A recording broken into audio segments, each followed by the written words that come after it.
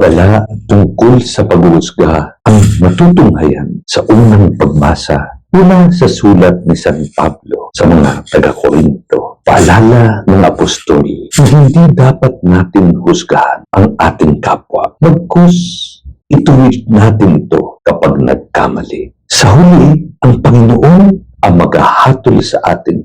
Kaya't ang dapat pagkaabalahan ay ang pagiging tapat natin sa Diyos sa bawat kilos na ating ginagawa. Malinaw sa Ebanghelyo na hindi angkop ang pagtrato ng mga Pariseo at Eskriba sa mga alagad ng Panginoon dahil sa paghusga at paratang nila na hindi umano sinusunod ng mga ito ang mga ritual ng mga ninuno, partikular ukol sa pag-aayuno. Sagot ni Jesus, pag-aayunuhin ba ninyo ang mga panauhin sa kasal samantalang kasama pa nila ang lalaking ikakasal?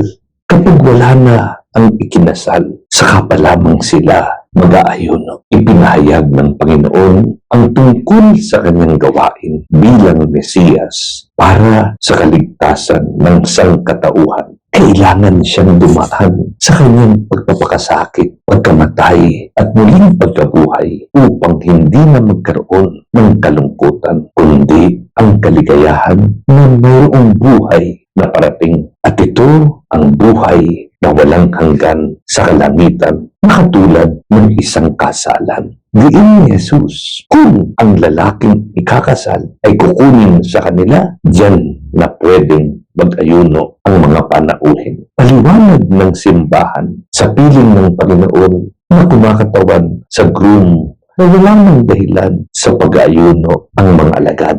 God Himself is present with them in the person of Jesus. They are celebrating because the Messiah has arrived. Therefore, it makes no sense to continue to prepare by fasting for the coming of the groom, and he is already there, present among them. That would be absurd, like fasting at a wedding reception. Ganito rin ang punto ng parabola sa damit, alak at sisidlang balat.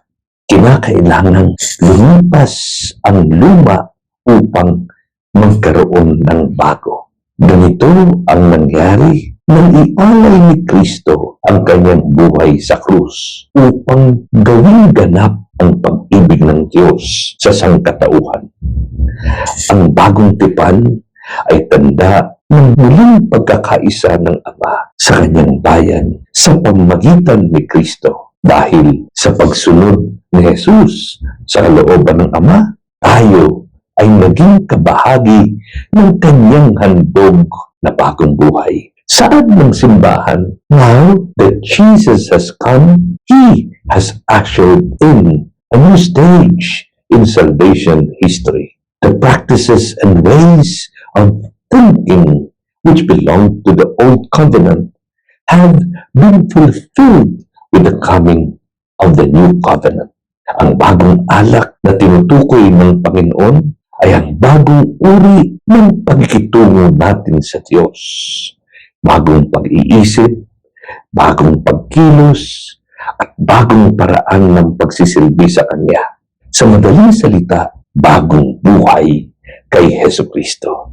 Ang mga pagbasa ngayon sa mga tuwid ay paanyaya upang suriin ang sarili kung handa tayo sa bagong buhay na handog ni Kristo na may sasagawa lang kung tayo ay totoong nagmamahal sa Kanya at nagpapahalaga sa Kanyang mga hinirap. Nawa, iwasan natin ang pagiging mapaghusga sa kapwa upang huwag masayang ang pagkakataon na ibinigay sa atin ng Diyos na paglingkuran siya ng buong katotohanan at katapatan. Payo ng simbahan. Let us therefore put off our old ways of thinking and acting and pray for the grace to be trustworthy stewards, faithful to the grace of baptism, which has made our hearts like new wineskins and filled our lives with new life.